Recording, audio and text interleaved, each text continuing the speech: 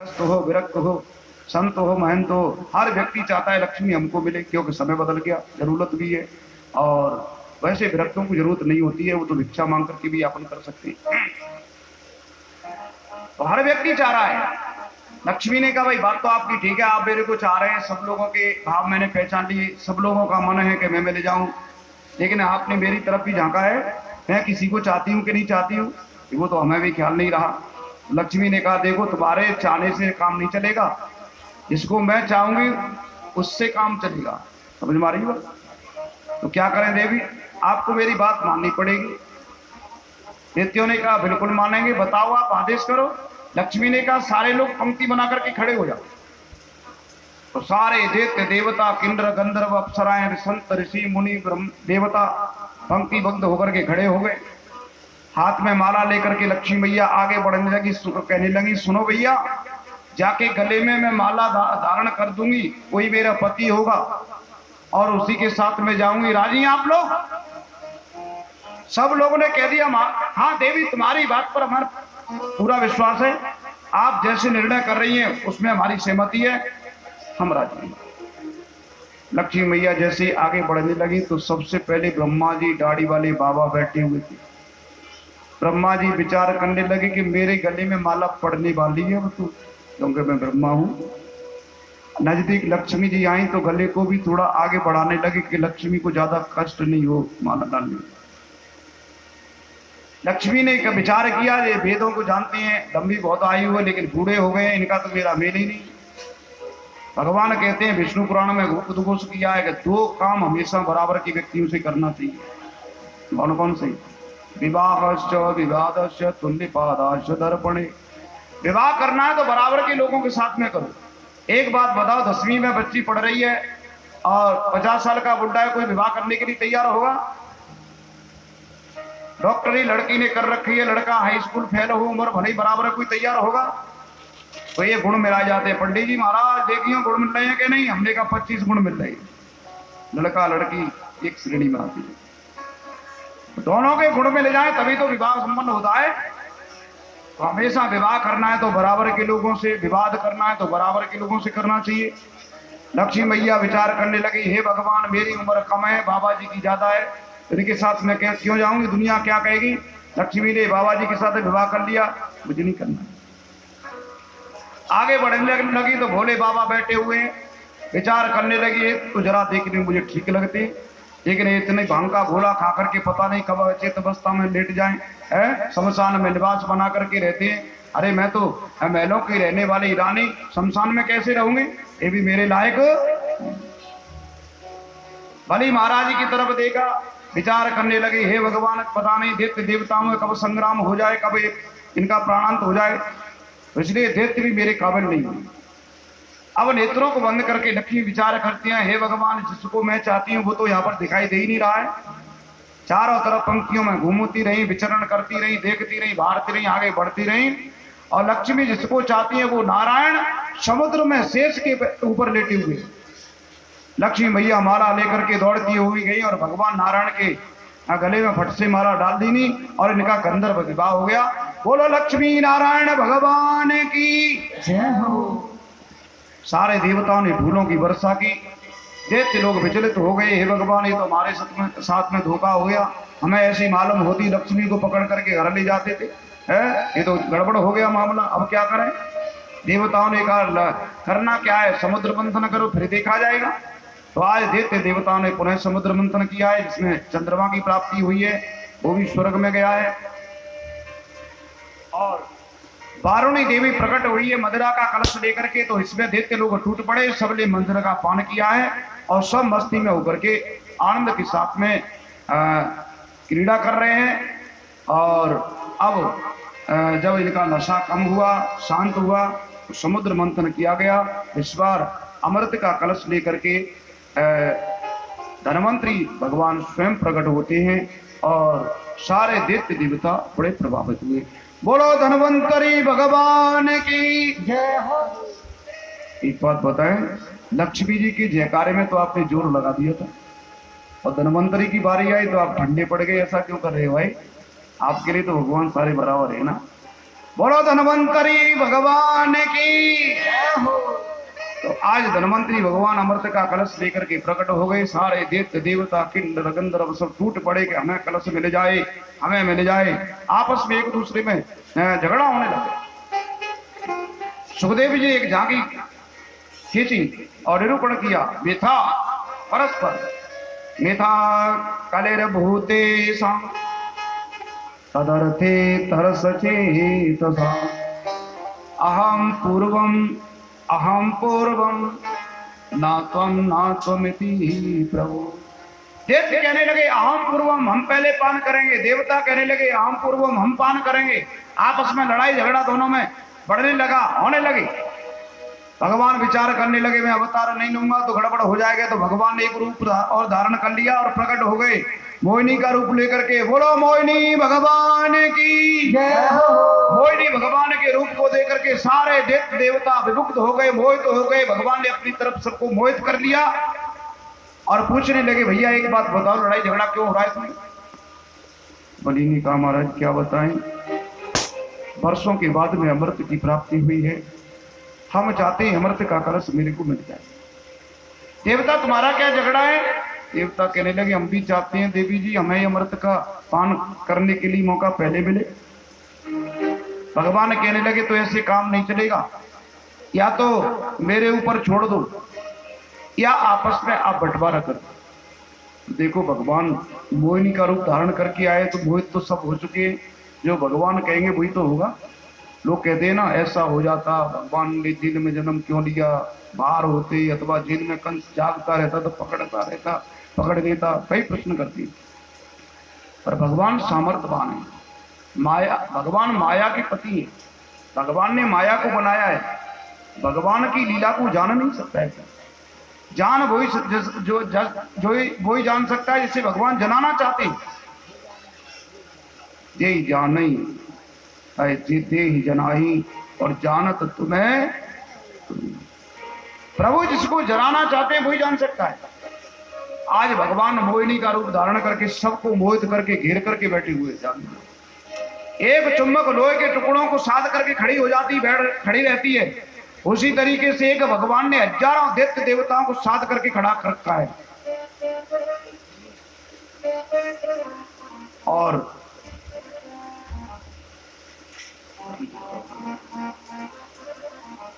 भगवान कहने लगे तो तुम्हें मेरा विश्वास है कि हाँ देवी जैसे तुम बंटवारा करोगी वैसे हमें विश्वास है। भगवान कहते हैं पुंचली स्त्री के ऊपर कभी विश्वास नहीं करना चाहिए।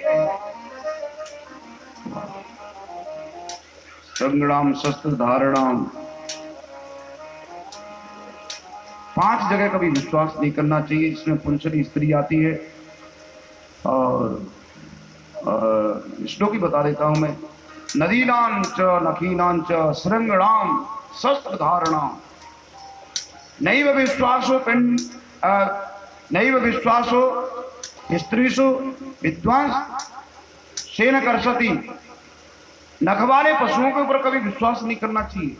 कुत्ता हो बिल्ली हो, कितना भी पालतू है तुम्हारा, फालतू है, प्रहार कर सकता है। सींग वाले पशुओं के ऊपर विश्वास नहीं करना चाहिए। पुराना कोई दुश्मन है, शस्त्र लेकर के खड़ा हुआ है, उसके ऊपर भी विश्वास नहीं करना चाहिए। भगवान कहते हैं भैया दुष्ट स्त्री के ऊपर, पुंसली स्त्री के ऊपर विश्वास नहीं करना चाहिए। आप लोगों ने तो मेरे ऊपर भरपूर प्रयास कर दिया। तो आज कहने लगे नहीं महाराज हमें आपके ऊपर बहुत विश्वास है। भगवान ने पंक्तिबद्ध होने का फिर संकेत दिया। दैत्य विचार करने लगे इस बार भी भैया कुछ गड़बड़ होने वाला है क्या। एक बार पंक्ति में हम लग गए थे, लक्ष्मी नारायण के पास में पहुंच गई, और दूसरी बार पंक्ति में लग जाए तो पता नहीं अमृत कहीं दूसरी जगह नहीं पहुंच जाएगी, देखा जाएगा अरे अब कोई भाग करके थोड़ी चली जाएगी हमसे। तो आज सारे दैत्य देवता पंक्तिबद्ध हो गए। भगवान ने अमृत पान कराने का प्रयास किया। सबसे पहले देवताओं को अमृत पान कराया है। और बीच में एक राहु नाम का दैत्य बैठ गया, उसने भी अमृत पान किया है। तो भगवान ने तुरंत उसके 2 सिर को अलग किया है, राहु केतु के रूप में परिणत हो गया। और आज दैत्य देवताओं में घमासान संग्राम हुआ। हजारों दैत्यों को काल के गाल में पहुंचाया बाद में, और परिणामतः राजा बलि भी काल के गाल में चले गए, जिनको शुक्राचार्य जी ने पुनः जीवन दान दिया था। तो आगे की लीलाएं फिर इनके बाद में प्रारंभ होती हैं। तो ये कथा हमने समय के अनुसार श्रवण की। एक अध्याय में मत्स्यावतार की कथा है, भगवान ने मत्स्यावतार लेकर के वेदों की रक्षा की है। अब हम 9वें स्कंद में चलते हैं, जहाँ 24 अध्याय हैं। 12 अध्याय में सूर्यवंश का वर्णन होता है, शेष 12 अध्याय में चंद्रवंश का। 12 अध्याय में हमारे राम जी आते हैं, तो शेष 12 अध्याय में हमारे श्याम जी आते हैं। इन पर प्रकाश डालने से पहले थोड़ा हम गुनगुना लेते हैं और इसके बाद में आगे की चर्चा शुरू करें। बोलो भक्त वत्सल भगवान की। थोड़ा समय और शांति का दान देते हुए थोड़ी देर के लिए और हम जय राधे राधे, जय राधे राधे, दिल से तू गा, वो बंसी वाला ले जाएगा। जय राधे राधे, जय राधे राधे, दिल से तू गा, वो बंसी वाला ले जाएगा।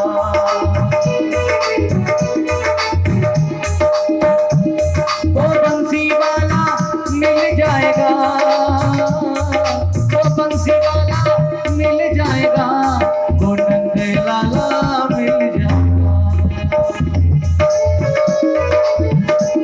जय राधे राधे, जय राधे राधे, जय राधे राधे, दिल से तू गा, वो बंसी वाला मिल जाएगा।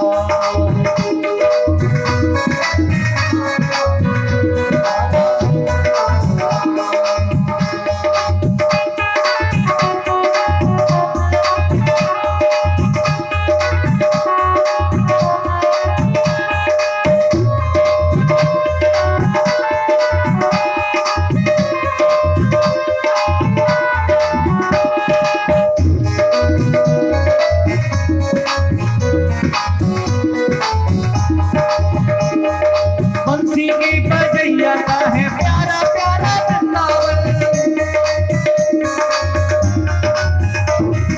बंसी की बजैया का है प्यारा प्यारा वृंदावन। कहते यहाँ पे योगी जोगी मुनि साधु जन,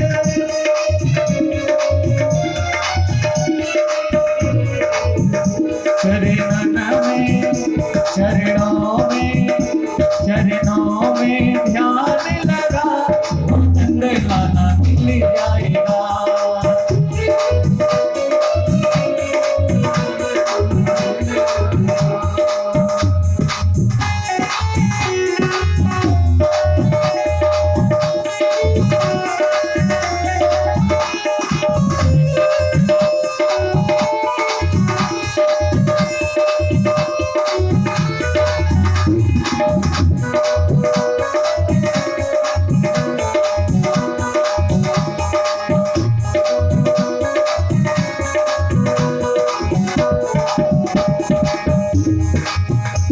ओ नंदी लाला ब्रजी वाला ठाकुर बिहारी जी,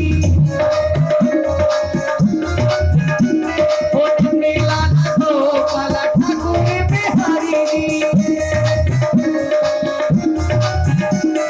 चरणों का सेवक बना ले तू बिहारी जी, चरणों का सेवक बना ले तू बिहारी जी।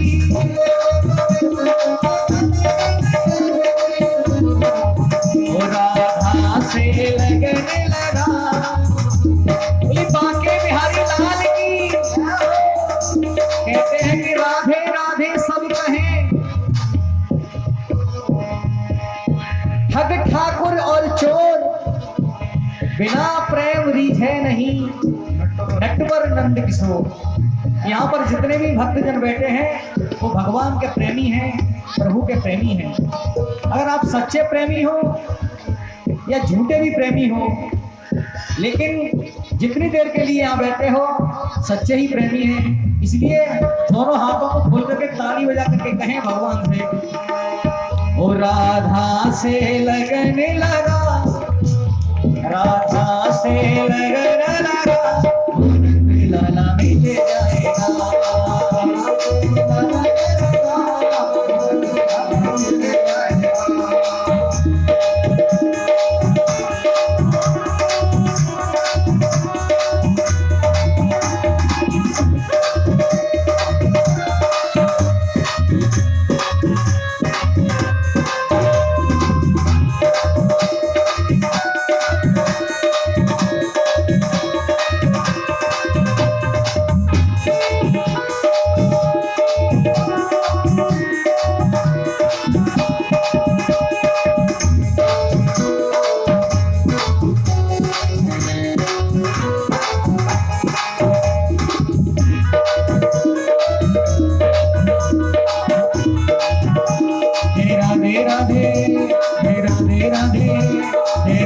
राधे दिल से दूंगा वो नंद लाला मिल जाएगा।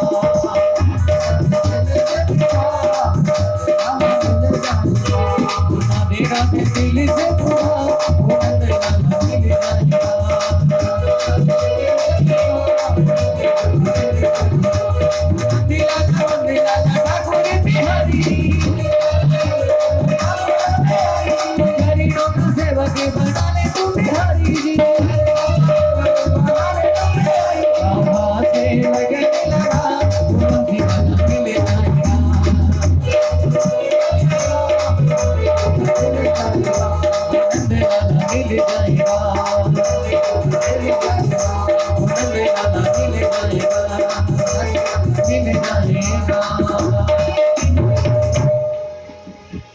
बोलो भक्तवत्सल भगवान की।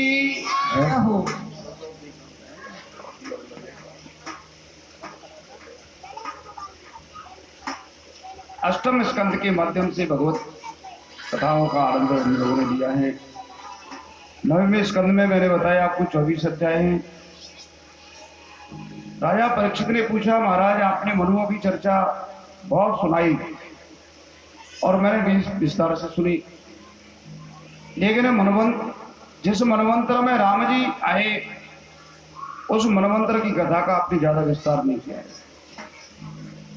कि मनवंतराणि सर्वाणि त्वयोक्तानि श्रुतानि वीर्याणन्त वीर्यस्य हरिस्तत्र कृतानि च। सारे मनवंतरों के बारे में आपने बताया, लेकिन जिस मनवंतर में हमारे राम जी आए और राम जी के बारे में आपने ज्यादा नहीं बताया।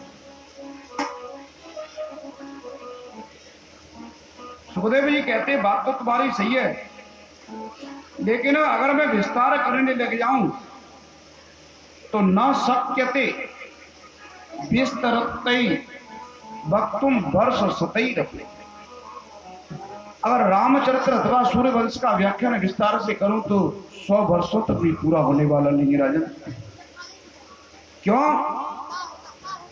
रामचंद्र के चरित्र स्वाहे कल्प कोटि लगे जाए इन गाए।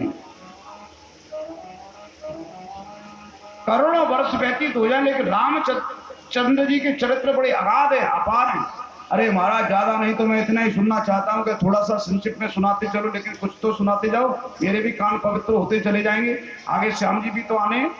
तो सूर्य वंश की चर्चा 10 मिनट में की। देखो भैया, पहले विवस्वान मनु के कोई संतान नहीं थी और बाद में एक पुत्री हुई, उसी को गुरुदेव ने पुत्र बना दिया। परंतु शंकर जी के क्षेत्र में जाने से पुनः वो पुत्री बन गया। बाद में 1 महीना पुत्री बनता है। मासम पुमांस भविता मासम स्त्री तब गोत्रजा। 1 महीना पुत्र रहता है, 1 महीना पुत्री रहती है। लोग ज्यादा प्रभावित नहीं हुए। फिर राजा ने पुनः यज्ञ कराया, पुत्र यज्ञ, तो 9 पुत्रों का प्राकट्य हुआ। तो उन 9 पुत्रों के माध्यम से आगे इस सृष्टि का सृजन हुआ अथवा सूर्यवंश की स्थापना हुई और आगे सूर्यवंश को बढ़ाया गया। इक्ष्वाकु कुल इक्ष्वाकु नृग शर्याति दिष्ट दिष्ट करो सका नरिष्यन्तम प्रसद्धम च नवगम च कविम विभुम। ये पुत्रों की बात बताई। तो इन पुत्रों के